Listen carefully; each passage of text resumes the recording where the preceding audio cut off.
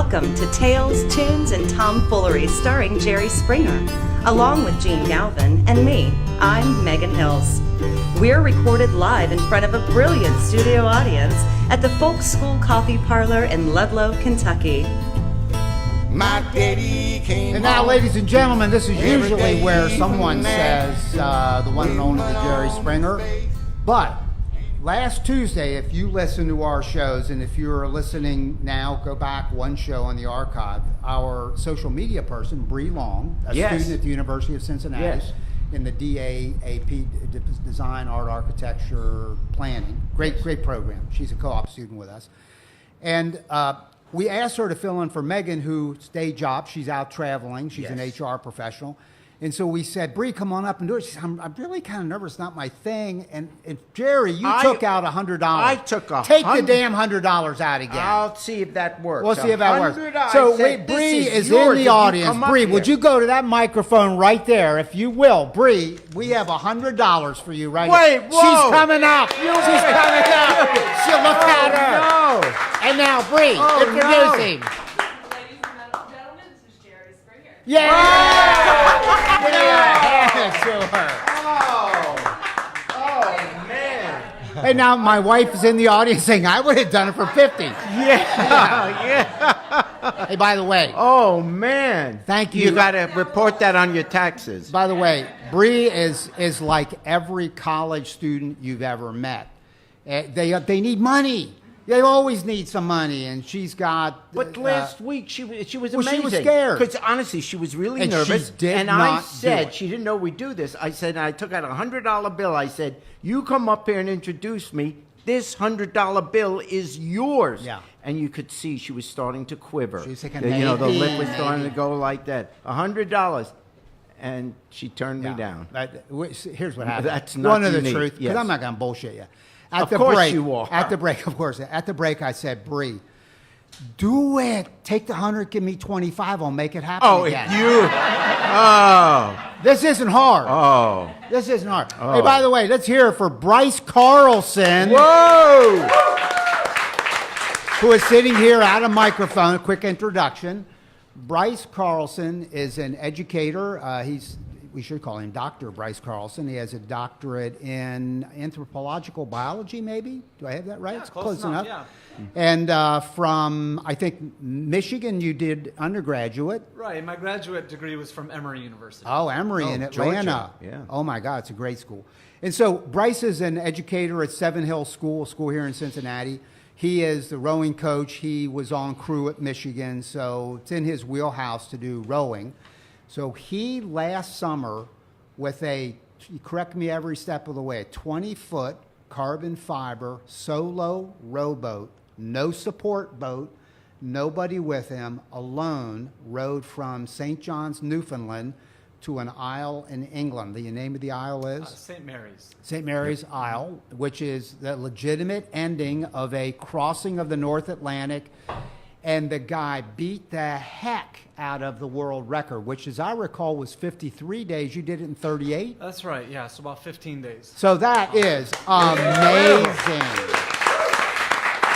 So midway across the North Atlantic, and Bryce and I just getting to know each other, talked to him by phone, and we stayed in touch. And I'm a backpacker, done a lot of Alaska stuff, so I know satellite phones well, and he had an Iridium, I assume it's the good one. He had a satellite phone technology on the boat, and halfway across, pretty much at the exact halfway point, we talked to him on the satellite phone. Couple calls dropped, the third one held pretty well, and he was in the middle of the North Atlantic. So we are so happy you've come over here, because we just want to debrief this thing. Let's get this straight. You got in a rowboat. Well, at first I had the rowboat built, but yeah. Then, Okay, well, that's important to have it built first. And then you got in it, and you said, I'm going to row to England. Yeah. Okay, and who is your psychiatrist? Still shopping. Yeah, Okay. Still shopping. So okay. Now, it is astounding. I mean, when you just sat down here, I literally just met you 2 minutes ago, and I said I've never met anyone like you, and that's God's truth. I really can't imagine someone deciding to do that didn't want to take their Hey, life? put it in perspective, Jerry. 4,000 people have climbed Mount Everest successfully. Yes. How many people have rode across the North Atlantic alone? 15-ish? 15-ish compared to 4,000 have climbed Mount Everest. This is a huge deal. Yeah. First of all, how do you train for it? I know you're a rowing coach, but it's not like rowing on an ocean. You know, when you run when you're a runner, you can just run. You run up hills. You can train for that. Yeah. How can you duplicate what being on the Atlantic Ocean is going to be like? How do you train for it? You can't. Yeah. I think that the real answer is it's a lifetime of experiences that prepared my mind to even conceive of doing this. Yeah. No 1 or 2 year training plan would get my mind prepared for this. So it's really a decade's worth of ultra marathon running and racing. 4 years of collegiate rowing, a lot of years as a kid running around in the woods and exploring, and and a lot of lessons learned both in college and grad school. Like once you set your mind to something and you commit to it, you commit to it. Like you don't quit. Like once you commit to it, you're on the hook, buddy. And I think once I decided this was something I wanted to do, there was no turning back. I understand that runners, there's the expression of you hit the wall when you're running a marathon, that at some point along the line, you think, I can't go on anymore, but then you somehow say, this is where I've got to push through that wall, and then it kind of, okay, now I know I can do it. Yeah. In those 50 or 38 days, when did you hit the wall? Or did you? Or, I think I've hit enough walls and managed to get over them or through them enough times that Because a summer ago, you ran from coast to coast a marathon a day, correct? Right, yeah. So you've been there before. Yeah, I've been through some walls. So I think I view the wall a little differently now. Yeah. I approach it a little more gingerly. I see it coming on the horizon. I don't just like slam into it headlong. So when I see that the wall is coming, I start modifying my behavior well in advance to make sure I don't just hit it. Let's say, and I'm glad it didn't happen, but let's say you just, I don't know, you got really sick, or you got this incredible cramp that wouldn't go away, or could you have quit, and what would you do? You're in the middle of the ocean. Where do you can't say, hey, I'm over here. I mean, how would you have quit? I think a little thing like a cramp or even an overuse injury. Neither of those are dire project-ending ailments. It's okay. The next 5 minutes I can't row. I'm gonna sit out the next 5 minutes. I'm gonna see what happens. Okay, 5 minutes later, it still hurts too much to row. I'm gonna sit out another 5 minutes, and eventually, the body becomes capable of getting back at it. Like eventually, well, at least in this experience for me, nothing got serious enough that I couldn't get back to the oars. What was the closest you got to dying? Well, there was one day I brought a drone with me, thinking I'd have some wonderful encounters with whales, and in order to put that in perspective, I wanted to have a drone in the air where I could get As some you video. were eaten by a whale. Yeah, right? That's wonderful. Put some floaters on it. Eventually, someone You will don't find want to the miss that video, Yeah. so you can enjoy it. Yeah. But what I failed to realize is how hard it would be to get the drone back on the boat after it was in the air, because the boat's, even on a calm day, the boat's moving up and down with the swells, which is like 5 to 7 feet up and down. So it's moving in three-dimensional space, but that drone isn't. It's kind of parked. It's fixed in that space. And the best I could do is fly it close enough to me that I could snatch it out of the air. And when I did, one of the blades caught my finger. Oh. And thankfully, it just gave it a good thump, Yeah. But, in other circumstances, I think that easily could have taken my finger off. Whoa. And that would have, I think... Be a shame. You go all the way to England, and then when you get there, they say, give me 4. Right? Hey, by the way, and again, correct me here on my facts, but you literally rolled over. This boat is designed to right itself. I guess it has ballast in or something. So That's you right. rolled over maybe a dozen times. Yeah. One time you were upside down. You had an airport open. Yeah, and the boat got water. Yeah, the first time I rolled, I mean, there's an air vent that allows the carbon dioxide that's building up inside the vent when everything's tightened up to get out and fresh oxygen to get in. I hadn't really considered under what circumstances I need to keep that closed, under what circumstances I can keep it open, And I miscalculated on one day. It was a little too rough, and I woke up around 5 in the morning to find the boat upside down and myself lying on the ceiling. Wow. And water pouring in through that open air vent. What does I'm trying to figure out what it looks like. How do you wind up on the ceiling and you not know you're on the ceiling? Oh, I knew as I was approaching the ceiling that I was being rolled. Yeah. But I thought well in advance about the boat getting rolled and me getting rolled in it, and I had set up a lot of cushioning and padding kind of inside the cabin. So it was actually kind of a soft roll as I was getting chucked to the ceiling. How long did it take for it to find its way all the way around and back up again? Maybe 30 seconds. Okay, so 30 seconds to a minute. And during that pretty time, quick. water's coming in. Yeah. And you compromise to a degree some of your electronics. Yeah, over time, because that's salt water coming in. Yeah, because the electric panel wasn't completely watertight even inside the cabin. So as water got into the ceiling, it got in behind the electrical panel. So when the boat righted itself, there was about a gallon of water coming out from behind the electrical panel, having thoroughly soaked all the wiring.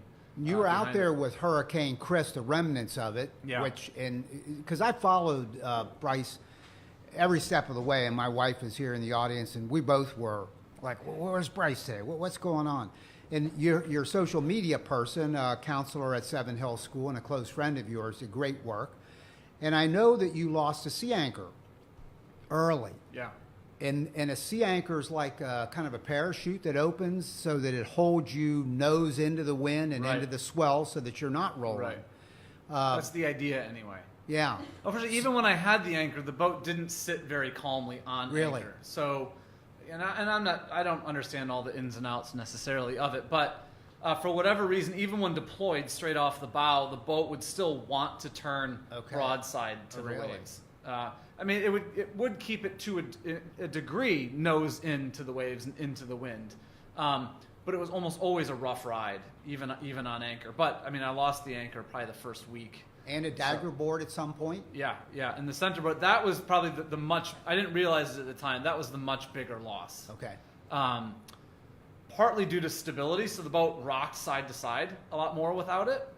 But the bigger problem was that centerboard really countered the wind from pushing me at adverse angles. So almost all the time, wind was rarely directly behind me. Okay. It was always at some kind of angle. And what the centerboard does, it helps resist the boat from getting pushed at the angle that the wind is coming from. So I'm obviously trying to row at some angle to the wind to keep due east. But let's say the wind is coming from the south. It's pushing the boat north. So to keep on my easterly course, I actually have to aim partly south to counter that drift. Well, without the centerboard, I had to aim further south to counter that drift. And there were some times where I was pointed almost directly south. So I'm making such slow progress due to that lack of the centerboard. It got extremely frustrating. How long do you row before just stopping and taking a little break?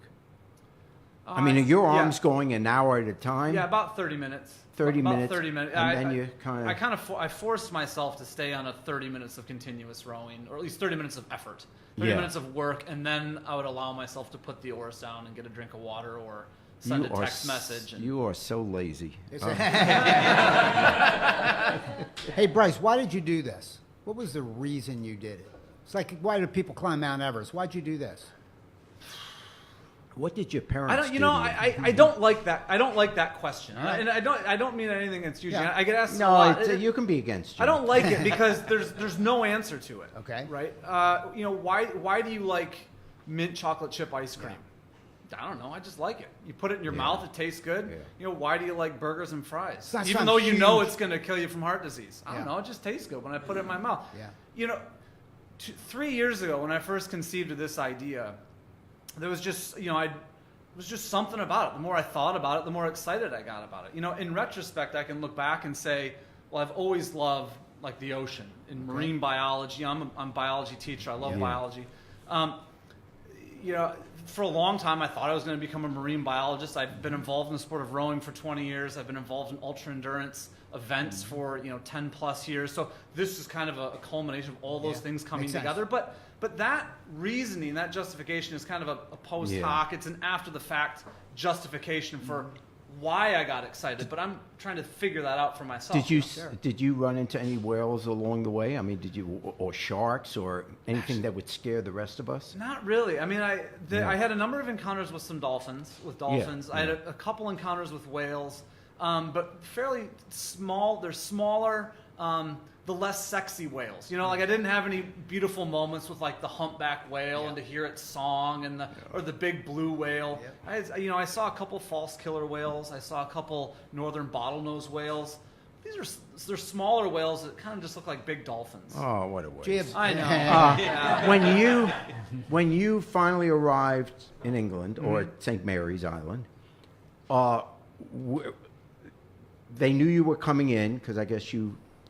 But on very short notice, I was planning to make. Were there people there? Did you land at or dock at a dock, or was it just a beach? Or I pulled into the main harbor on St. Mary's Island. Yeah. Okay, can I mention something? I was watching. My wife and I were watching live, and it was amazing, Bryce, because I guess either your girlfriend or your friend doing social media had it on Facebook Live the whole time.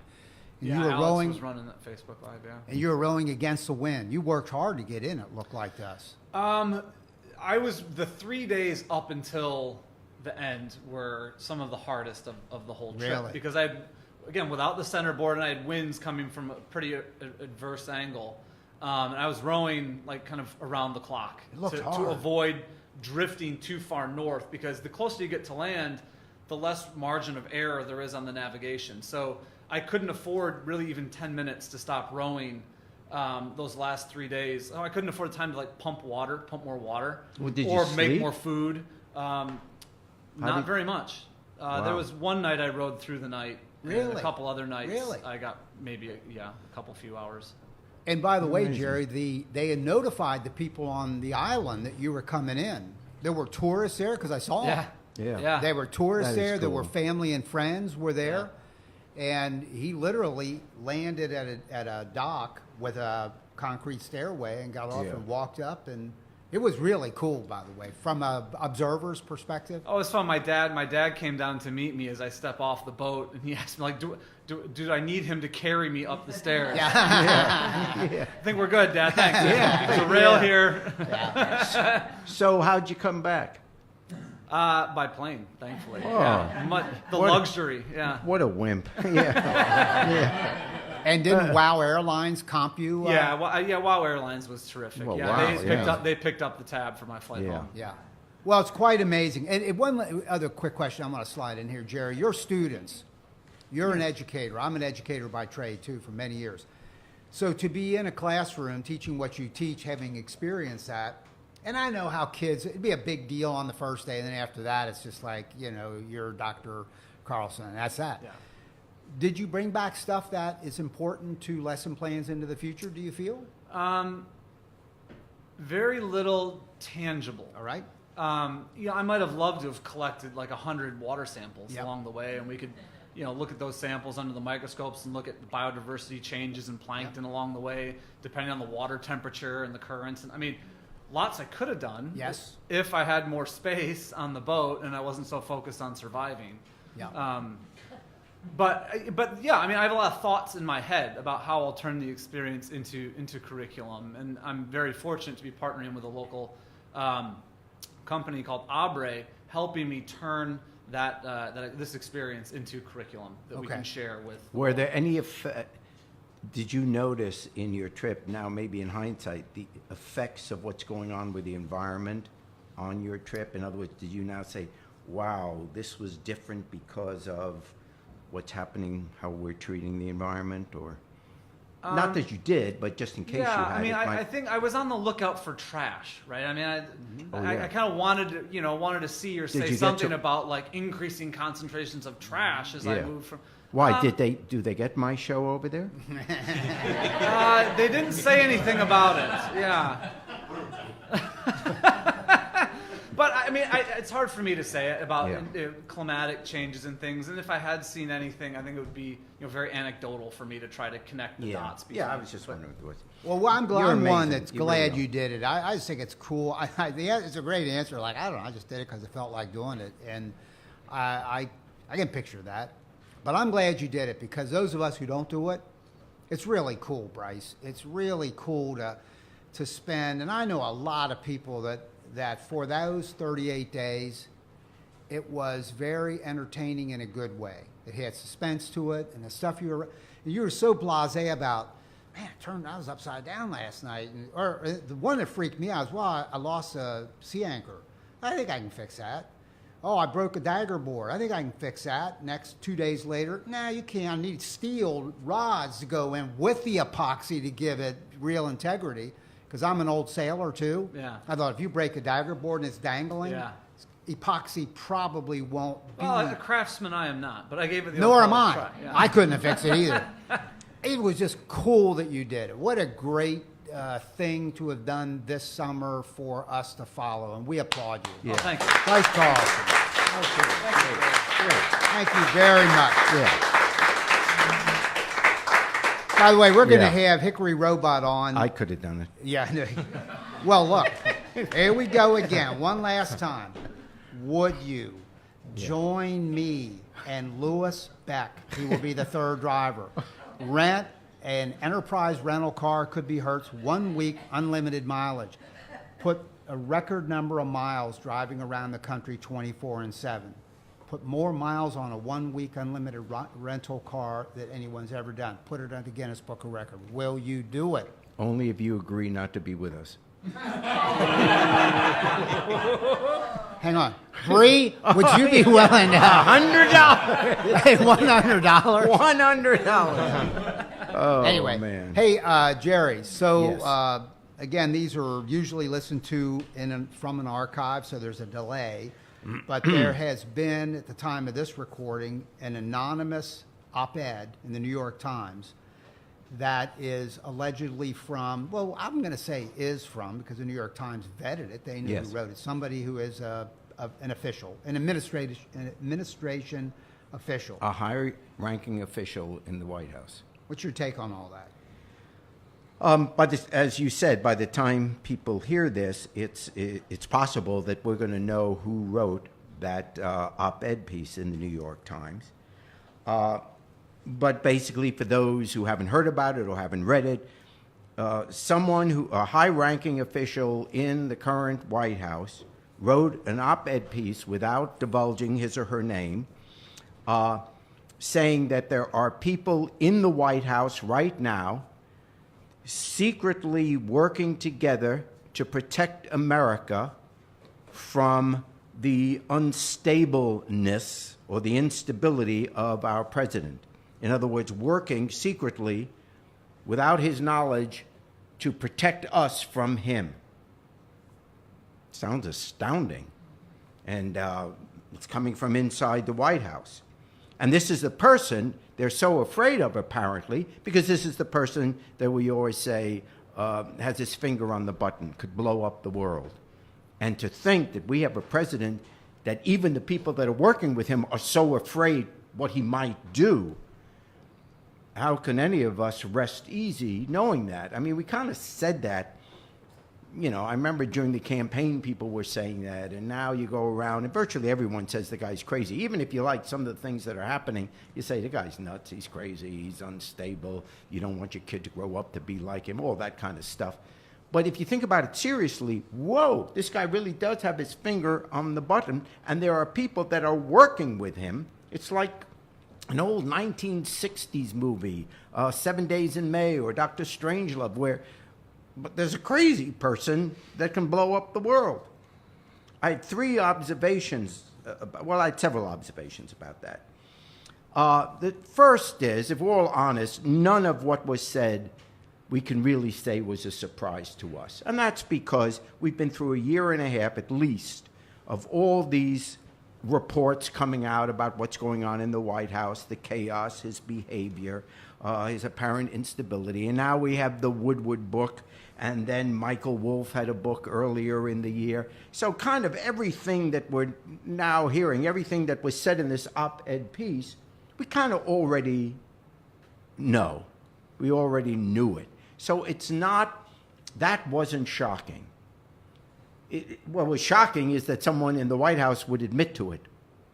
and be doing something about it. And another thing that it struck me is this isn't Democrats whining about not being in the White House. This isn't just, oh, sore losers of an election. This isn't partisanship. This is, by that article, the guy saying he likes some of the policies of the right wing or the conservatives or whatever. But he's saying one of Trump's own is saying this is out of control. That has real impact. So this is no longer a partisan political issue. And the hope is, at least that was my first reaction to reading the article, maybe now there'll be enough Republicans that'll stand up and say, enough's enough, and grab a hold of this president and protect America from his instability. That kind of was a hope. And yet, to be honest, I have mixed emotions about that letter. Because on the one hand, yeah, I'm happy that allegedly there are people around him that are trying to protect the country from his instability. That's a little bit of a comfort. And yet, another part of me started to think, wait a second, that's not good either. I mean, the fact that we have a secret cable working in the White House, people we don't know, basically making the decisions to block an elected president and making decisions. These are people that have no accountability to us. We're hoping that they make good decisions, but we don't know who these people are, and they haven't been elected to make these decisions for us. And so, you know, there are two sides to this. On the one hand, it's really good, but on the other hand, who are these? These people could be nuts too. We don't know who they are and why they decide to protect on one issue but maybe not on another. This is not healthy for our democracy. The idea is that we elect a president and he has accountability to us. Not that there's some secret people there making all these decisions, an underground government. So I started to think about that, because that's not democracy. And then there was suddenly talk about invoking, according to this article, that this secret group was actually talking among themselves about invoking the 25th Amendment. And let's be honest, for most people, we haven't heard someone mention the 25th Amendment, and if you went down the street and said, what's the 25th Amendment, until 2 weeks ago, until this article came out, you know, what, 1% of America would be able to rattle it off what it is? Well, let's talk a bit about the 25th Amendment. How did it come to be? The 25th Amendment, look, we have had people that are unstable or incapacitated in the White House before. When Woodrow Wilson was president, he had a stroke in his final term, and for the last year or two, his wife was really making all the executive decisions. And back then, you didn't have social media, you didn't have the media that we have today, so that kind of stuff was kept quiet. But now anytime you read a history of Woodrow Wilson, you realize it was his wife making these decisions. When memos were sent to him, she read them and she made a decision. And he would sit there and have to sign something because he had a stroke. That's all he could do. So we had that situation. When Eisenhower was president, he had 2 heart attacks. Twice he was incapacitated, and Richard Nixon was sitting in the cabinet meetings and kind of making those decisions. And to Nixon's credit, he was very careful not to use that opportunity to usurp the power of the presidency. He was very respectful of Eisenhower and really low-keyed it. That was one of the high points in his life in terms of career. And then, of course, we had the assassination of John Kennedy. And then suddenly it became clear that we have to do something about succession, and also when a president's either no longer there or no longer mentally there or no longer emotionally there. And that is how the 25th Amendment came to be. because when Kennedy was assassinated, Johnson became president, but there was then no vice president. And Johnson had already had a couple of heart attacks. So all of a sudden, they said, who would be next? And back then, in the mid-'60s, it would go to the Speaker of the House and then the President pro tem, which is basically an honorary position. And these guys were in their 80s and 90s. So everyone said, whoa, what they can't really be president. What are we going to do? And this was in the middle of the Cold War and everything. So that's when the 25th Amendment came to be. The 25th Amendment has 4 articles. The first article, self-explanatory, it deals with succession. That if the president is gone, resigns, is killed, whatever, the vice president takes over. That's the easy part. The second article in the 25th Amendment deals with the vice presidency. What happens if the vice president leaves office for whatever reason? And you think, when's that going to happen? Well, amazingly, within a couple of years, it did happen. Because you may remember Spiro Agnew, who was Nixon's vice president, he had to resign because he was indicted for criminal offenses. So he had to resign before Nixon did. So all of a sudden, Nixon was president under this investigation of Watergate, and there was no vice president. So the second part of the 25th Amendment came into effect. And this said that if there's no vice presidency because he either dies, resigns, indicted, whatever, that the president gets to nominate his vice president, and it has to be confirmed by a majority of both houses of Congress. And so Nixon picked Gerald Ford, and he was easily confirmed by the Congress and the Senate by a majority vote, almost a unanimous vote. So he became the vice president. Then,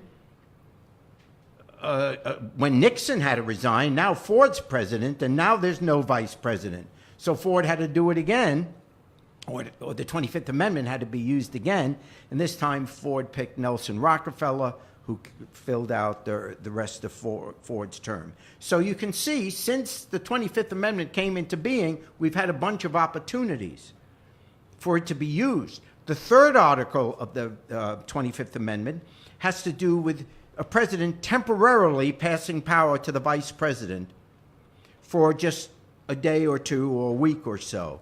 And that's happened twice with George W. Bush when he went in for minor surgery. I think Cheney became president for a day because he was, he was not conscious for a few hours. Well, maybe for the whole term, but no, that's not fair. But anyway, so he passed it on to Cheney for a while, and then Cheney gave it back. So that's Article 3. Now we come to Article 4, and this is what the people around Trump allegedly were talking about when they got concerned about Trump.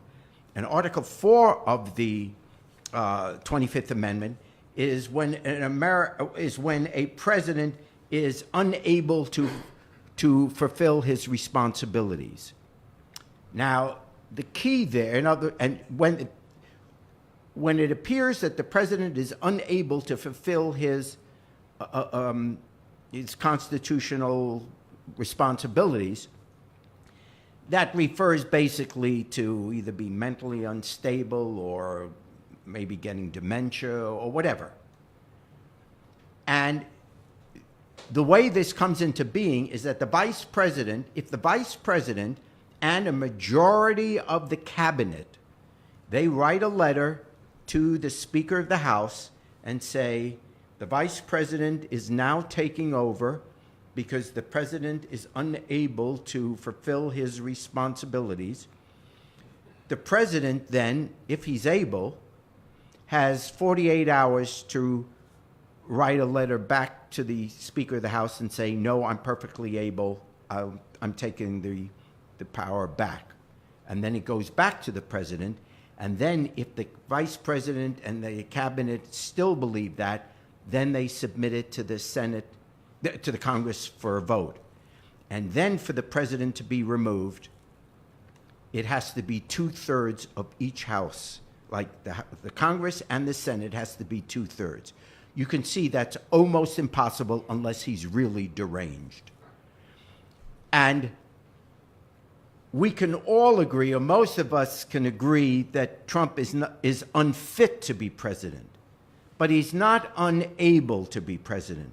He's not unable to do the job. He may be doing the job in a way that we hate, but he's certainly able to pass what I would consider bigoted legislation, or legislation that hurts the poor, legislation, or get the Congress to try and do something that aids wealthy people and not the rest. So he's unfit to be president, we will argue, but he's not unable. He doesn't have dementia or insanity, let's say.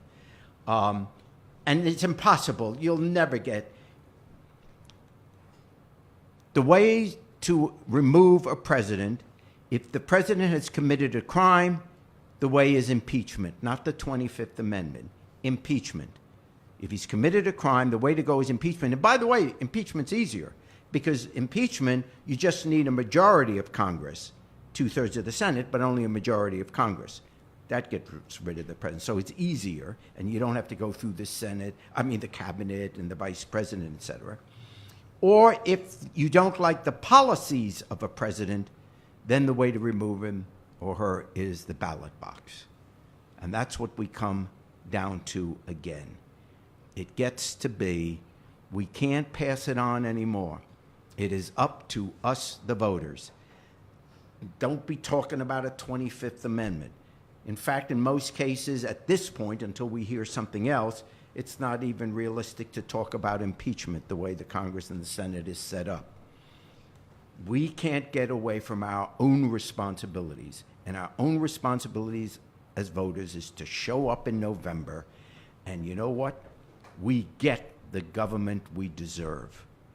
We get the government we deserve.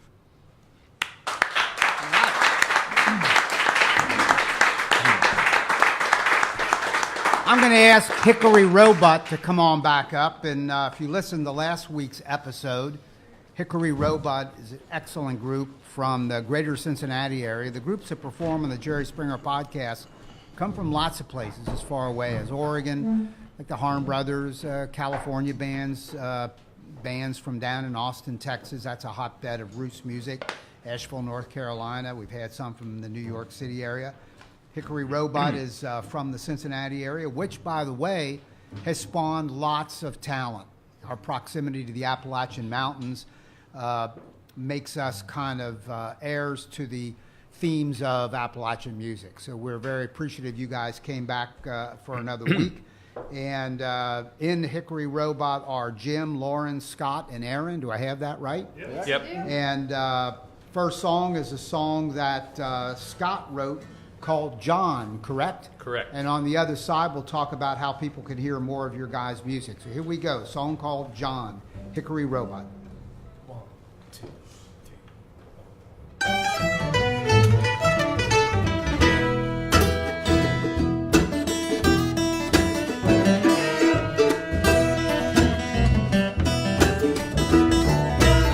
John said, I can't go around the mountain, gonna go right through it.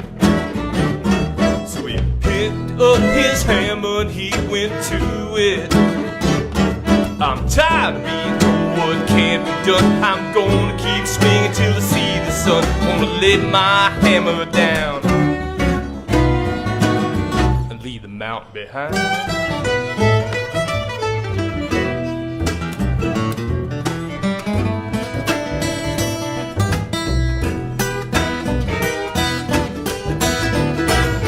John said it'd be a mistake for you to take the notion that you're ever gonna get in the way of a man in motion.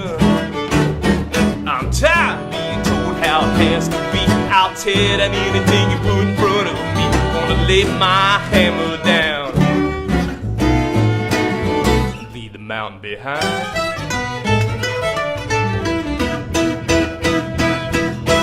Pocahontas County in the Allegheny Pines, driving that hammer over the C&O line, along the Greenbrier about a mile a day, with the mule teams hauling all the earth away, and the hammers rang like thunder in the hills, till the day they brought in the steam drill. Said this'll do the job better than any man will. And John said no, I don't believe that's true. Stand back and let me show you what a man can do.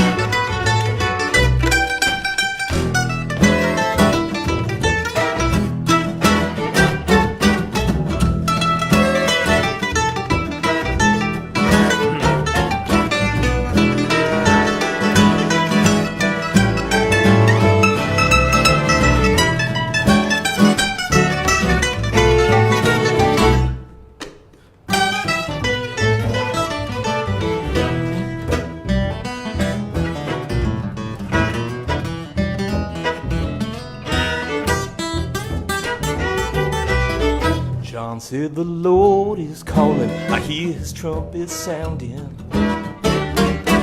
louder than the ring of my hammers pounding. I'm tired of this wilderness misery. Let me rest on high, let my spirit be. Gonna lay my hammer down, leave the mountain behind.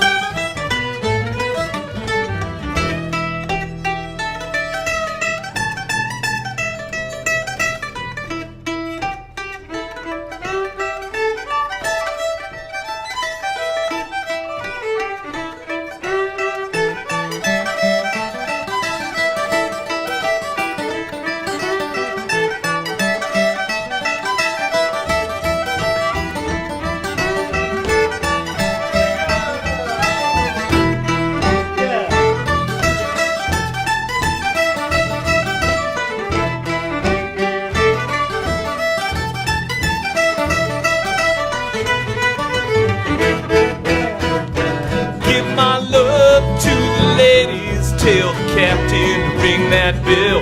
This old mountain's done been broken. Fare thee well, boys, fare thee well. Give my love to the ladies. Tell the captain to ring that bell. This old mountain's done been broken. Fare thee well, boys, fare thee well.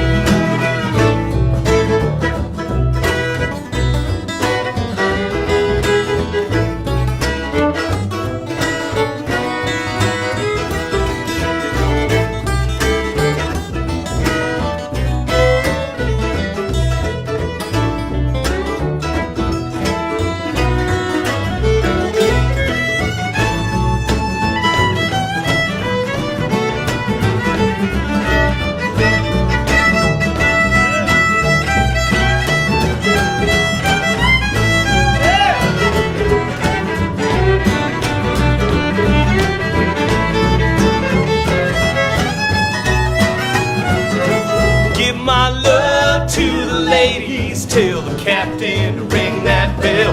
This old mountain's done been broken. Fare thee well, boys, fare thee well. Give my love to the ladies. Tell the captain to ring that bell. This old mountain's done been broken. Fare thee well, boys, fare thee well. Oh yeah.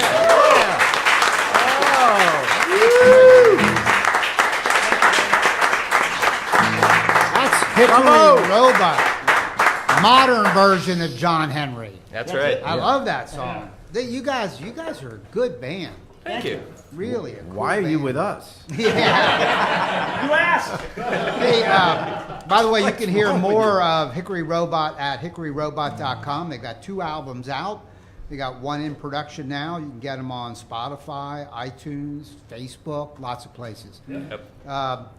Thank you very much for being with us a couple weeks running. You guys are really good. So thank you. So much. Take us out, please, on Down by the Riverside and let Jerry Springer destroy the second verse. Lay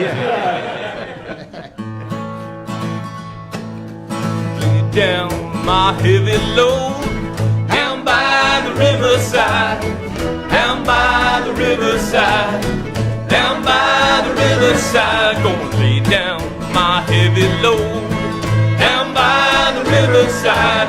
Ain't gonna study war no more. I ain't gonna study war no more. Ain't gonna study war no more. Ain't gonna study war no more.